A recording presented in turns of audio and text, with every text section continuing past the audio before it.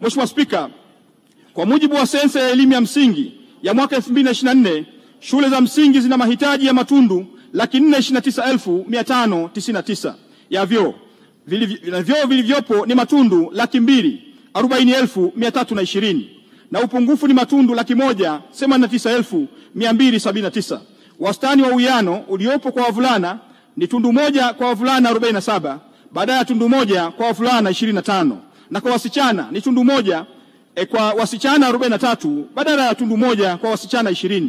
Upande wa sekondari mahitaji ni matundu 185,870 ya vyoo, yaliyopo ni matundu 84,608 na upungufu ni matundu 51,262, ambapo wastani wa uwiano uliopo kwa wavulana ni tundu moja kwa wavulana 36 badala ya tundu moja kwa wavulana 25, na wasichana ni tundu moja kwa wasichana 35 badala ya tundu moja kwa wasichana 20.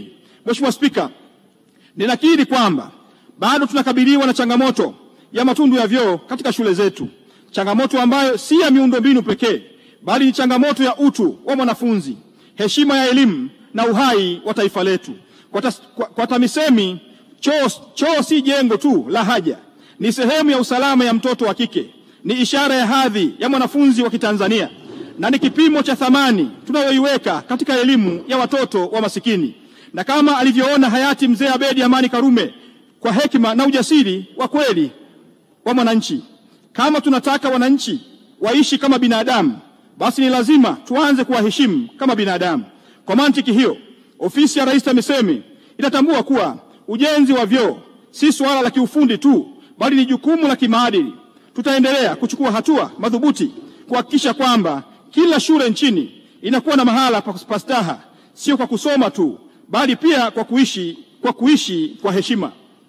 Mheshimiwa Spika, choo cha staha ni haki ya mwanafunzi, ni chozi lisiloonekana lakini lenye kuumiza.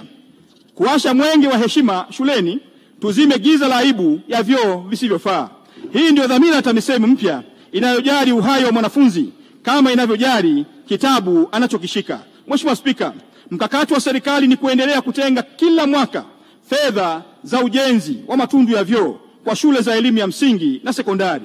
Mkakati uliopo sasa ni kuhakikisha kuwa kila darasa linalojengwa kunakuwa na ujenzi wa angalau matundu mawili ya vyoo. Aidha, mwaka 2025-2026 serikali imepanga kujenga matundu 28,580 ya vyoo yatakayogharimu zaidi ya shilingi bilioni 66.57 katika shule za msingi na sekondari. Mheshimiwa Spika, kama nilivyosema awali, serikali haijalala katika hili.